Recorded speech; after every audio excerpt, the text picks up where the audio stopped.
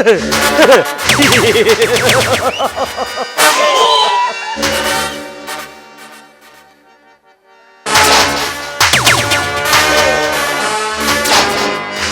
ಸಮಾಜದಲ್ಲಿ ಶೀಲ ಏ ಶೀಲ, ಈ ಸಮಾಜದಲ್ಲಿ ನಾನೇ ಪತಿರ್ವತೆ ಎಂದು ಬಿಂಕದಿಂದ ಎದುರಿಸಿಕೊಂಡು ಈ MLA ದೇವೇಂದ್ರನ ವಿರುದ್ಧ ಈ ಊರಿನಲ್ಲಿ ತಿರುಗಾಡುತ್ತಿದೆಯಲ್ಲ. ತಿರುಗಾಡಲೇ ತಿರುಗಾಡ.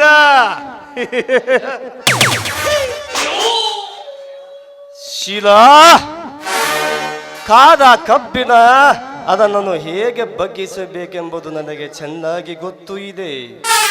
ಸೌಂದರ್ಯ ತುಂಬಿಕೊಂಡಿರುವ ಶಿಲಾ ಬಾಲಿಕೆ ಅಂತಿರುವ ನಿನ್ನ ಅಂತ ಹೆಣ್ಣುಗಳನ್ನು ಆ ಹೆಣ್ಣುಗಳು ಕಾಮುಕರ ಕಣ್ಣಿಗೆ ಬಿದ್ದರೆ ಅಷ್ಟೇ ಸಾಕು.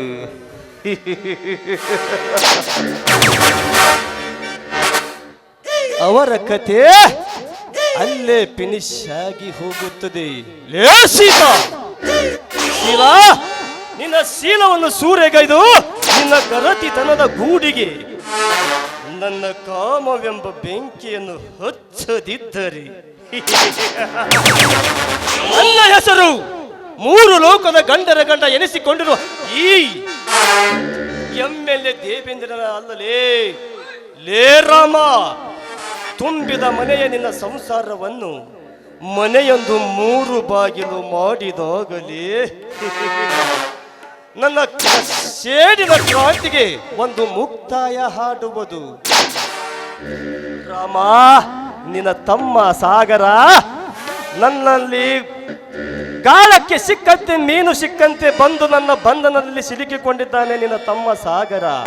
ಆ ಸಾಗರನಿಂದಲೇ ನಿನ್ನ ಮನೆತನವನ್ನು ಸರ್ವನಾಶ ಮಾಡಿ ನಿನ್ನ ಮನೆಯಲ್ಲಿ ನಾಯಿ ನರಿ ಹಂದಿಗಳಿಗೆ ವಾಸ ಮಾಡಲು ಹಚ್ಚದಿದ್ದರೆ ನನ್ನ ಹೆಸರು MLA ಅಲ್ಲಲೇ, ದೇವೇಂದ್ರ MLA ಅಲ್ಲ. ಮಂಗ ಬಾರಲೇ ಮಂಗ, ಏನು ಮಾಡಾಕತ್ತಿ? ಧನ್ಯರ, ನೀವು ಕಳಿಸಿದ್ರಲ್ಲ ಅದನ್ನ ಪಕ್ಕಾ ಮಾಡ್ಕೊಂಬರಕ ಹೋಗಿದ್ದೇರಿ. ಅಂದರೆ ನೀನು ಹೇಳ್ತಾ ಇರೋದು ಏನಿಲ್ಲ ಮಂಗ? ಧನ್ಯರ, ಆ ಸಾಗರ್ನ ಕಿವ್ಯಾಗ್ರಿ ಇದ್ದಿದ್ದ ಇಲ್ದಿದ್ದ ಇನ್ನು ಮಾಡಿ ತೂತು ಬಿದ್ದ ರಗತ್ ಬೀಳಂಗ ಹೇಳಿ ಬಂದೇನ್ರಿ. ಹೌದಲ್ಲೇ ಮಂಗ, ಇದ್ದರೆ ನಿನ್ನಂತವನು. ನಿಮ್ಮ ಬೆಂಗಾವಲು ನನ್ನ ಮೇಲೆ ಇರುವಾಗ ನಮ್ಮಂತ ಪುಂಡರ ಪುಂಡಾಟಿಕೆ ದಿನನಿತ್ಯ ಹೆಚ್ಚಿಗೆ ಆಗುತ್ತಾ ಹೋಗುತ್ತದೆ ಆ ರೈತ ನಾಯಿಗಳ ಮೇಲೆ. ಹೋಗ್ಲಿ ಬಿಡು. ಆ ಸಾಗರ ಇಲ್ಲಿ ಬರ್ತಾನೆ ಅಂತ ಹೇಳಿದ, ಏನು ಬರ್ತಾನೋ ಅಥವಾ ಇಲ್ಲವೋ ಹೇಳು. ಈಗ ಬರಂಗ ಮಾಡಿ ಬಂದೇನ್ರಿ ಅವಾಗ. ಹೌದಾ? ಬರಲಿ, ಬರ್ತಾನ ನೋಡ್ರಿ. ಈಗ ಬಂದ್ ನೋಡ್ರಿಪ್ಪ. ನಮಸ್ಕಾರ MLA ಅವರಿಗೆ. ಸರ್, ನೀವು ಮಾಡಿದ ಹಣದ ಸಹಾಯ ಎಂದಿಗೂ ಮರೆಯಲಾರ ಈ ಸಾಗರ್. ಸಾಗರ್, ನಾನು ನಿನಗೆ ಮಾಡಿದ ಉಪಕಾರ ನನ್ನ ಕೇವಲ ಒಂದು ಕಿಳುಬಿನ ಹುಳುದಂತೆ ಅಷ್ಟೇ. ಸಾಗರ್, ಈ ಜಗತ್ತಿನಲ್ಲಿ ನೀನು ಎತ್ತರವಾಗಿ ಬೆಳೆಯಬೇಕಾದರೆ ನೀನು ಸರ್, ನೀವು ನನಗೆ ಇನ್ನಷ್ಟು ಮನಸ್ಸು ಮಾಡಬೇಕು. ಹೌದು ಸಾಗರ್, ನಾನು ಮನಸ್ಸು ಮಾಡಬೇಕಾದರೆ ನೀನು ನಿನ್ನ ಹೃದಯವನ್ನು ಕಲ್ಲಿನಂತೆ ಕಠೋರವಾಗಿ ಮಾಡಿಕೊಳ್ಳೋದು ಆಗ್ತದೆ ನಿನಗೆ. ಅದನ್ನು ಸಾಧ್ಯವೇ? ಅಸಾಧ್ಯ ಎನ್ನುವ ಪದ ನನ್ನ ಲೈಫ್ನಲ್ಲೇ ಬಂದಿಲ್ಲ. ಏನು ಇಲ್ತಮ್ಮ, ಮೊನ್ನೆ ಹನ್ನಂನಳ್ಳಿ MSLಗೆ ಹೋಗಿ ಒಂದು 2 ಕ್ವಾರ್ಟರ್ ತಗೊಂಡು ಅಲ್ಲಿ ಮನೋಜ್ ದಾಬಾಕ್ ಹೋಗಿ ಚಿಕನ್ ಚಿಲ್ಲಿ ಹೇಳಿ ಊಟ ಮಾಡ್ಕೊಂತ ಹೇಳಿದ್ನಲ್ಲೋ ತಮ್ಮ ನಿನಗೆ ಆ ವಿಷಯ. ನೋಡಿ ಯಜಮಾನ್ರಿ, ನೀವು ನನ್ನ ತಲೆಯಲ್ಲಿ ತುಂಬಿದ ಬಾಂಬ್ ನಮ್ಮ ಮನೆಯಲ್ಲಿ ಬ್ಲಾಸ್ಟ್ ಗೊಳಿಸಬೇಕಾದರೆ ನೀವು ನನಗೆ ಇನ್ನೊಟ್ಟು ಹಣದ ಸಹಾಯ ಮಾಡಬೇಕು. ಹಣದ ಸಹಾಯ ಮಾಡುತ್ತೇನೆ ಸಾಗರ್, ಹಣದ ಸಹಾಯ ಮಾಡುತ್ತೇನೆ. ಆದರೆ ನೀನು ನಿನ್ನ ಹೆಂಡತಿಯ ಜೊತೆ ಸಂತೋಷವಾಗಿ ಇರಬೇಕಾದರೆ ಒಂದು ಕೆಲಸವನ್ನು ಮಾಡಿಕೊಡಬೇಕು. ಅದೇನು MLA ಅವರೇ?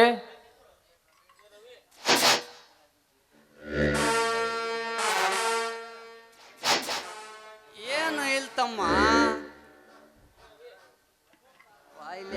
ಮೊನ್ನೆ ಹೇಳಿದ್ನಲ್ಲ ಆ ವಿಷಯದ ಹೇಳ್ಬಿಟ್ಟ. ಸರ್, ನೀವು ನನಗೆ 1,00,000 ರೂಪಾಯಿಗಳನ್ನು ಕೊಟ್ಟರೆ ನೀವು ಹೇಳಿದ ಕೆಲಸವನ್ನು ಗಪ್ಚುಪ್ಪಾಗಿ ಮುಗಿಸ್ತಾನ ಈ ಸಾಗರ್. ಸಾಗರ್, ನಿನಗೆ ನಾನು ಹಣ ಸಹಾಯ ಮಾಡಬೇಕಾದರೆ ಲಕ್ಷ್ಮಿ ನನ್ನ ಕಾಲು ಮುರಿದುಕೊಂಡು ನನ್ನ ಮನೆಯಲ್ಲಿ ಬಿದ್ದಿರುವಾಗ ಈ ಲಕ್ಷ್ಮಿ ಪುತ್ರನಿಗೆ ಹಣದ ಸಹಾಯ ಮಾಡೋದಿಲ್ಲವೇ? ಕೇಳು ಸಾಗರ್, ಕೇಳು. 1,00,000 ಬೇಕಾ ಇಲ್ಲ 2,00,000 ಬೇಕಾ? ಕೊಡುತ್ತೇನೆ. MLA ಅವರೇ, ನೀವು ನನಗೆ 1,00,000 ರೂಪಾಯಿಗಳನ್ನು ಕೊಟ್ಟರೆ ನಾನು ನೀವು ಹೇಳಿದ ಕೆಲಸವನ್ನು ಗಪ್ಚುಪ್ಪಾಗಿ ಮಾಡ್ತಾನೆ. ಹೌದಾ ಮಂಗ, ಒಳಗೆ ಹೋಗಿ 2,00,000 ಹಣ ತೆಗೆದುಕೊಂಡು ಬರಲಿ. ಆಯ್ತ್ರಿ ಅಪ್ಪದ ನೀರ. ನೋಡು ಸಾಗರ್, ಹಣ ಸಿಕ್ಕಿದೆ ಎಂದು ಕಂಠಪೂರ್ತಿ ಕುಡಿದು ನಿನ್ನ ಹೆಂಡತಿಯ ಪಕ್ಕದಲ್ಲಿ ಹೋಗಿ ನೀನು ನಿದ್ರೆಗೆ ಜಾರಿದರೆ ನೀನು ಮುಂದೆ ನನ್ನ ಕೈಯಲ್ಲಿ ಸಜೀವ ದಹನವಾಗುವುದು ಖಂಡಿತ. ವಿಚಾರಿಸು.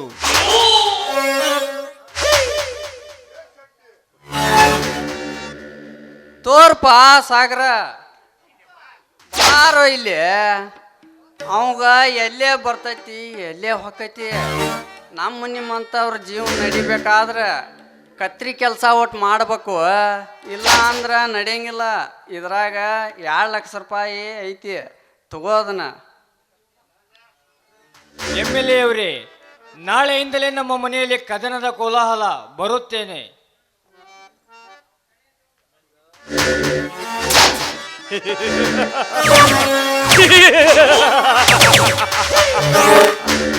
ಮಂಗ, ಹೇಗಿದೆ ಈ ದಶಮುಖನ ದಶಾವತಾರ? ನಿಮ್ ಈ ಅವತಾರ ತಿಳಿಬೇಕಂದ್ರ ಈ ಮಂಗ್ಯಾನ ಮಕ್ಕಳ ಇನ್ನೂ ಒಮ್ಮೆ ಸತ್ತು ಹುಟ್ಟಿ ಬಂದ್ರೆ ಸಾಧ್ಯ ಇರಲ್ರಿ. ಹೌದು ಮಂಗ, ಹೌದು. ಲೇ ರಾಮ, ಸುತ್ತು 10 ಹಳ್ಳಿಗೆ ನಾನೇ ನನ್ನದೇ ಧರ್ಮ ತುಂಬಿದ ಮನೆ ಎಂದು ಈ ಶ್ರೀಮಂತ MLA ನೀನು ಸಕ್ಕಿನ ಮಾತನಾಡಿದ್ದು ಇನ್ನು ನನ್ನ ತೆರೆಯಲ್ಲಿ ಹಾಗೆ ಉಳಿದಿದೆ. ರಾಮ್ಯ, ನಿನ್ನ ತಮ್ಮನಿಂದ ನಿನ್ನ ಮನೆತನವನ್ನು ಬೆಂಕಿ ಹಚ್ಚಿ ನಿಮ್ಮನ್ನು ಹೊರಗೆ ಹಾಕಿಸುವುದಕ್ಕೆ ನಿನ್ನ ಮನೆಗೆ ಕಳಿಸಿದ್ದೇನೆ ಮಗನ, ನಿನ್ನ ತಮ್ಮನನ್ನ.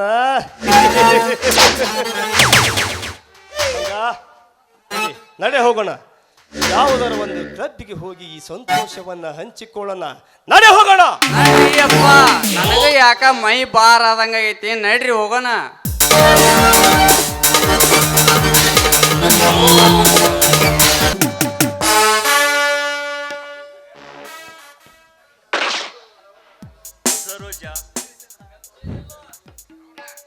ಸರೋಜ, ನೀನು ರೂಪದಲ್ಲಿ ಪುಟಕಿಟ್ಟ ಬಂಗಾರವಿದ್ದಂತೆ.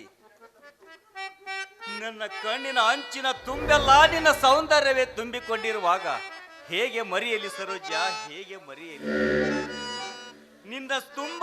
ನಿನ್ನ ಸೌಂದರ್ಯ ನನ್ನ ಕಣ್ಣಿನ ಅಂಚಿನ ತುಂಬೆಲ್ಲ ನಾನು ಹೇಗೆ ಮರೆಯಲಿ? ನಿನ್ನ ತುಂಬ ಯೌವನ ನನ್ನನ್ನು ಕೆಣಕುತ್ತದೆ.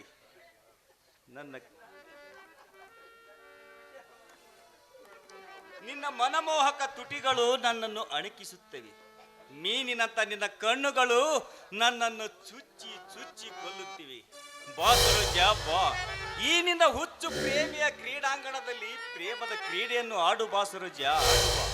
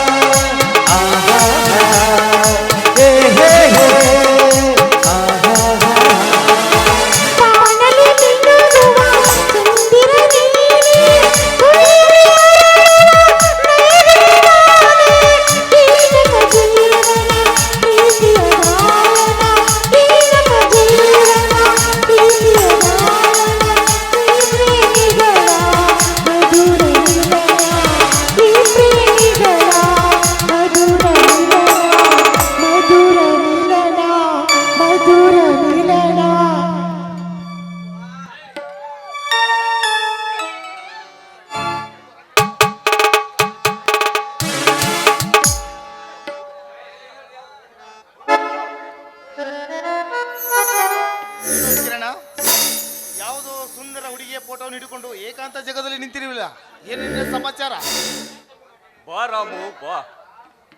ರೆಕ್ಕೆ ಬಲಿತ ಮೇಲೆ ಹಕ್ಕಿ ಆಕಾಶಕ್ಕೆ ಹಾರಲು ಬಯಸುತ್ತದೆ. ಕಂಠ ಬಲಿತ ಮೇಲೆ ಕೋಗಿಲೆ ಇಂಪಾಗಿ ಹಾಡಲು ಬಯಸುತ್ತದೆ. ಅದೇ ರೀತಿ 25 ವರ್ಷ ದಾಟಿದ ಗಂಡಸು ಯಾವ ಆಶೆಯನ್ನು ಬಯಸುತ್ತಾನೆ ರಾಮು? ಓಹೋ ಹೀಗೇನಾ? ಸಾರಿಪ್ಪ ಕಿರಣ್. ನೋಡು ಕಿರಣ್, ನೀನು ಯಾವುದಾರ ಹುಡುಗಿ ಫೋಟೋ ಹಿಡ್ಕೋ, ಅದು ನನಗೆ ಬೇಕಾಗಿಲ್ಲ. ಆದರೆ ನಿನ್ನ ಫೋಟೋದ ಹುಡುಗಿ ಭಾರತದ ಕನ್ಯಾಮಣಿ ಆಗಿರ್ಬೇಕು, ಇದೇ ಈ ನಿನ್ನ ಗೆಳೆಯನ ಆಸೆ. ರಾಮು, ತಿಳಿದವರ ಮುಂದೆ ಬುದ್ಧಿ ಪ್ರವಚನ ಮಾಡುವುದು, ಆನೆಯೊಂದಿಗೆ ಗುದ್ದಾಡುವುದು ಎರಡೂ ಒಂದೇ ಅಲ್ಲವೇ? ಓಹೋ, ಅಂತೂ ನಿನ್ನ ವಿಷಯದಲ್ಲಿ ನಾನು ಬುದ್ಧಿವಂತ ಎಂದಾಯ್ತು. ಹೌದು ಕವಿಗಳೇ, ನೀನು ವಿದ್ಯೆಯಲ್ಲಿ ನನಗಿಂತ ಕಡಿಮೆ ಓದಿರಬಹುದು, ಆದರೆ ಬುದ್ಧಿ ಶಕ್ತಿಯಿಂದ ಅದೆಷ್ಟೋ ಕತೆ ಕಾದಂಬರಿಗಳನ್ನು ರಚಿಸಿ ನಾಟಕಗಳನ್ನು ರಚಿಸಿ.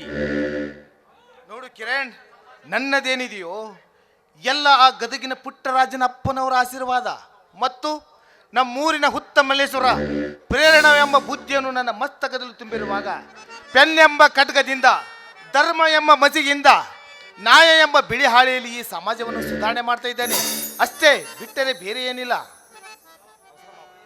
ರಾಮು, ನಿನ್ನ ಪ್ರಯತ್ನಕ್ಕೆ ಯಶಸ್ಸು ಸಿಗುತ್ತಲೇ ಇದೆ. ಇನ್ನೂ ಹೆಚ್ಚಿನ ಯಶಸ್ಸು ಸಿಗಲೆಂದು ನಾನು ಆ ದೇವರಲ್ಲಿ ಬೇಡಿಕೊಳ್ಳುತ್ತೇನೆ.